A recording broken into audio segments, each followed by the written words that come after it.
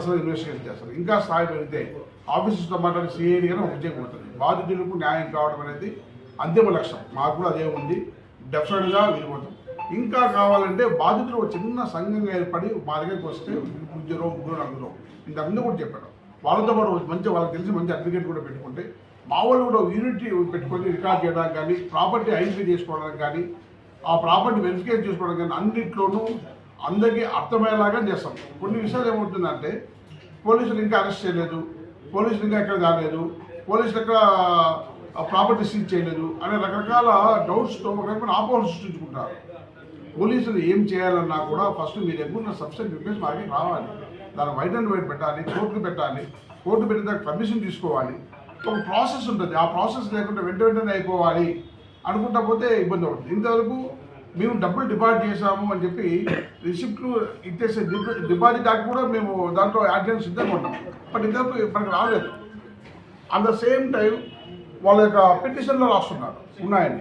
పిటిషన్లో రాసిన దాన్ని అక్షరూపకంగా రాసిన దాన్ని ఆధారపూర్వకంగా ఇచ్చిన కొన్ని లేకపోవచ్చు, కొన్ని ఆన్ ఫెయిత్ రిసిప్ట్ లేకపోవచ్చు. బట్ ఒకటో రెండో మూడో ఉంటాయి కదా, అవైనా సరే ప్రొడ్యూస్ చేస్తే అవి మాకు ఎంతో ఎవిడెన్స్కి ఉపయోగపడతాయి. అందరికీ సహకరిస్తాము. నేను చెప్తున్నాను, పోలీసులు ఉండేదే మీకోసం, బాధితుల కోసం. మీరు ముద్దాయిలు కాదు, మీరు ఏదో తప్పించుకోవడానికి మీ బాధ మాకు అర్థమవుతుంది.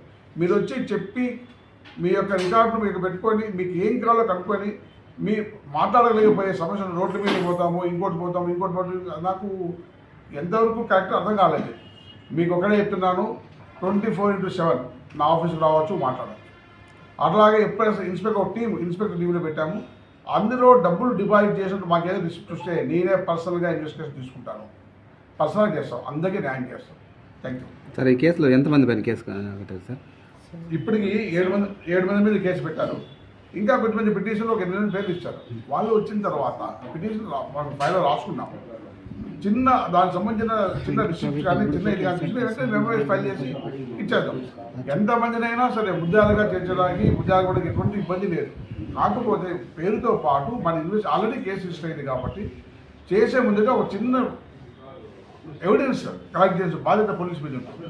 వెంకట్రావు 13 కోట్లు ఐపీ అతనే పెట్టాడు కదా సార్. ఐపీ 13 కోట్లు అప్పున్నాను పెట్టిండొచ్చు. బట్ పబ్లిక్ వాళ్ళు ఏమనుకుంటున్నారు అంటే పబ్లిక్ ఇన్స్టెంట్గా మాకు న్యాయం కావాలి, ఇన్స్టెంట్గా ప్రాపర్టీస్ కావాలి, ఇన్స్టెంట్గా మాకు రిటర్న్ కావాలి. బట్ వాళ్ళ ఎక్స్పెక్టేషన్ తప్పేం కాదు, ఎందుకంటే వాళ్ళు కష్టపడి దాచుకుంటారు.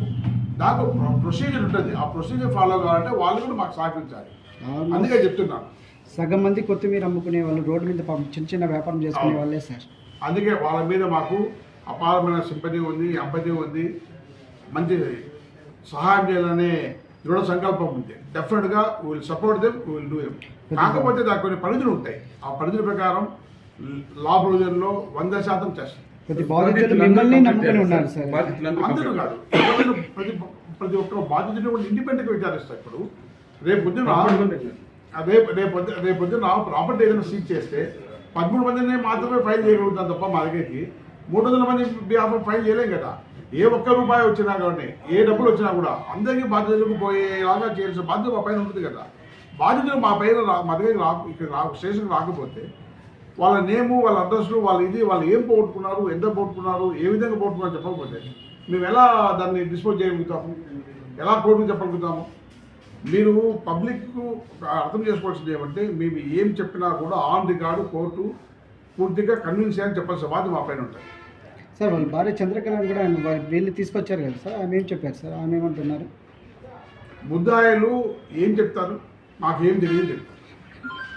దానికే చెప్తుంది ఏమంటే ఒక్కసారి ఆ ఎవిడెన్స్ ఏమీ ఇవ్వకపోకుండా ఎవరు ఇచ్చారు, చిట్లు ఎవరు ఇచ్చారు, ఎవరి పేరు ఇచ్చారు, ఎవరు ఇంపారు సమగ్రమైన విచారణ జరిగితే డెఫినెట్గా ఇంకా ఇప్పుడు దాకా ఉన్నది బెయిలబుల్ యాక్ట్స్ అవుతాయి. నాన్ బెయిలబుల్ యాక్ట్స్ కూడా దీంట్లోకి అట్రాక్ట్ అయితే అవి కూడా పోతుంది. ప్రాపర్టీ సీజర్స్ అవుతాయి, వాళ్ళకి ఇది అవుతుంది. ఈ కేసెస్ మీరు చెప్పినట్టు 100 కోట్లు అయింది అనుకోండి, ఒక 10 దాటుతుంది అనుకోండి, డెఫినెట్గా పై ఆఫీసర్లతో మాట్లాడి, ఉన్నతాధికారులతో మాట్లాడి సిఐడికి ఇస్తాము.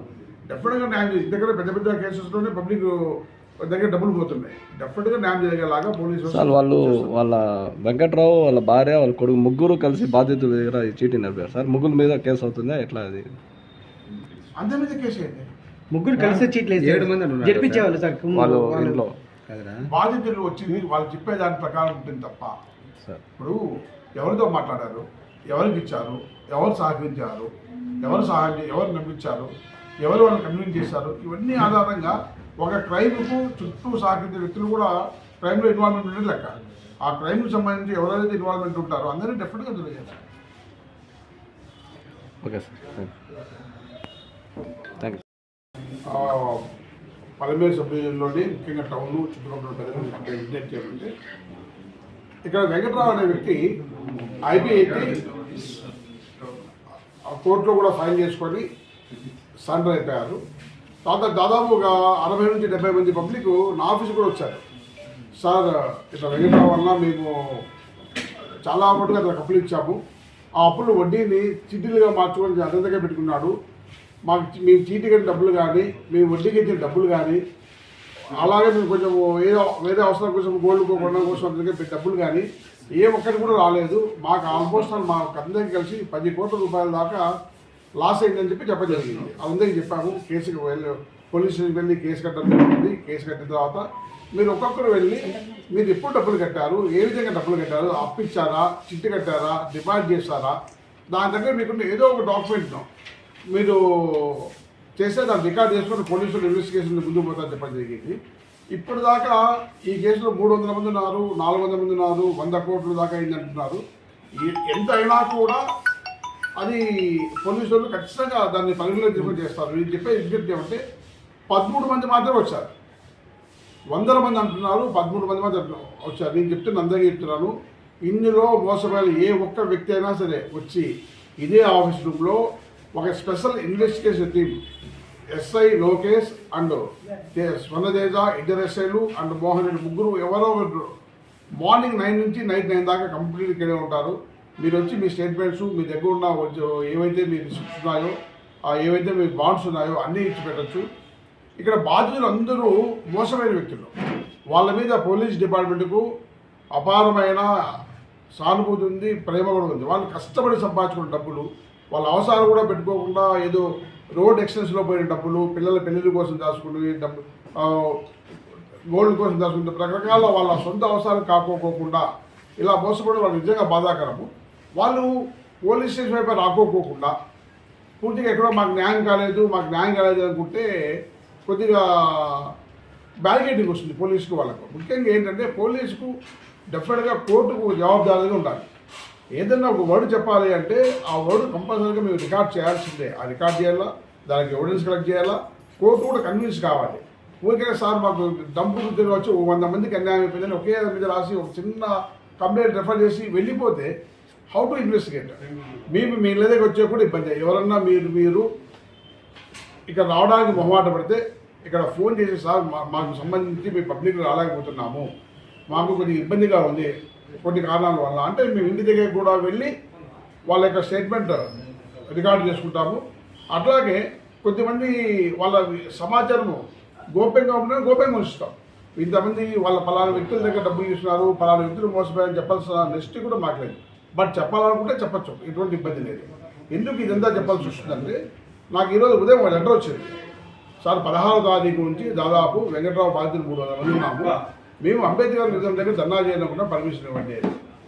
డెఫినెట్గా ప్రతి బాధితుడికి వాళ్ళ యొక్క వాయిస్ వినిపించే రైట్ ఉంటుంది. But at the same time అంతకన్నా రావాల్సిన పోలీస్ వ్యవస్థకి వచ్చి మాకు పలానా అయింది, పలానా లాస్ అయింది, పలానా ఎవిడెన్స్ ఉంది, పలానా రకంగా ఉంది అని చెప్పుకోకుండా రోడ్డు మీదకి వెళ్తామనే వాయిస్ మంచిగా అనిపించలేదు.